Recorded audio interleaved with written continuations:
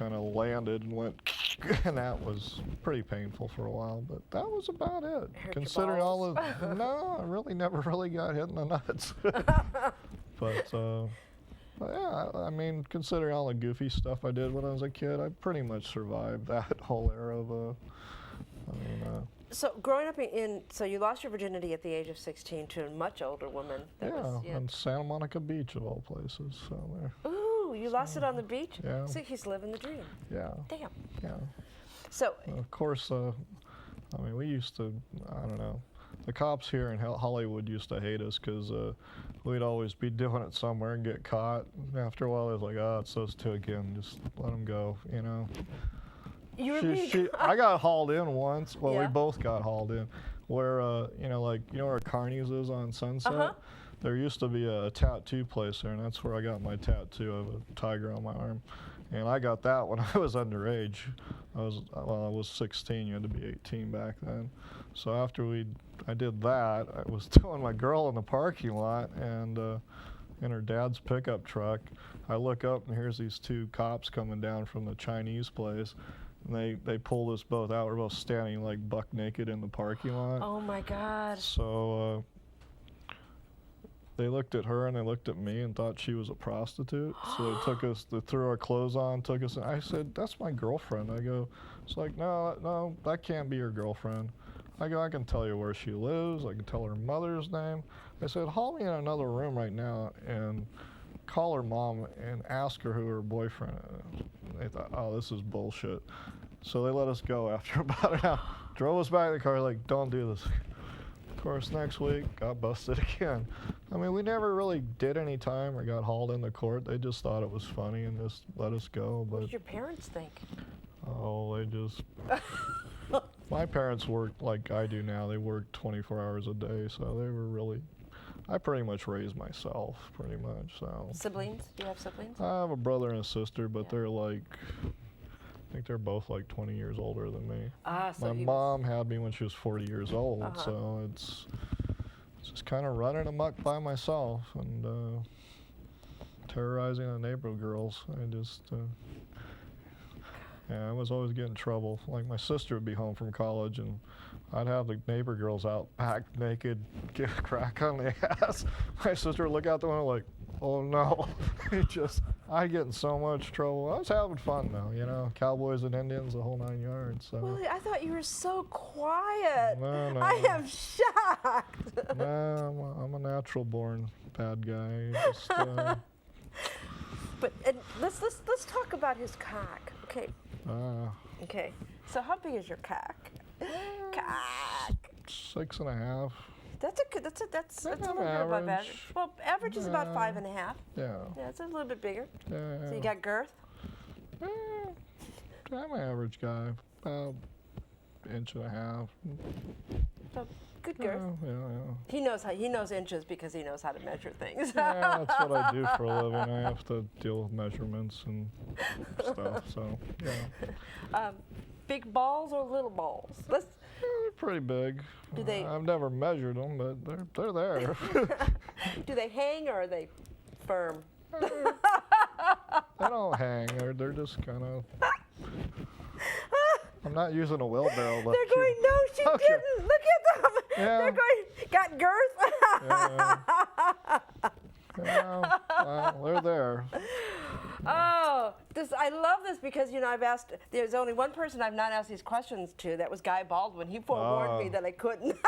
But okay. Yeah, that would be like masturbating with a cheese grater to ask him those questions. Yes. That would be painfully on your end of it, I think. He would have torn off the mic and gotten up. But it was an amazing interview with him. And Midori, she answered all of these questions. Oh, she absolutely adored answering some of these questions. I think she would have a field day with these answers. And Jay Wiseman did too. So nobody gets away with it except for Guy Baldwin. So now we got to ask a question. Have you ever? Okay, you guys, have you ever taken it in the ass? No. No, he didn't. Okay. For sure? Yeah. Cool. Because you are a what? I'm a top. He's a top. A dom or top? What do you consider? Both. Both? Yeah. He's a dom. Yeah. How did you get started into BDSM? Well, back to the older girlfriend. We just kept, having adventurous, crazy sex, tying each other up, doing all kinds of... This is at 16? Yeah, at 16. And, as we went through our, the years went by and stuff, and she was in college, and, I finally figured out that I didn't know what all this was that we were doing, but she did have girls that worked for her. So she had a dungeon of her own. She was a professional here in LA, and I still don't know what her professional name was. She never gave me that. But, so she was a professional dame, or? Yeah. So did you sub to her? Because it's a good way to learn. This is the thing. I didn't know there were tops or bottoms with any of this stuff back then when I was doing this. I just thought this is what people did when they had sex. I mean, we went together for like 11 years and did all this stuff, So here's the culture shock is like after this relationship, I'm dating girls my age and going out and just going out like, so let's have some fun, let's do this. And boy, the screams I got, never the phone calls again. I'm like, what the hell's going on? So I went through like 5 years of this going, what the hell's going on? So finally, I come across a few books and I start reading like, okay.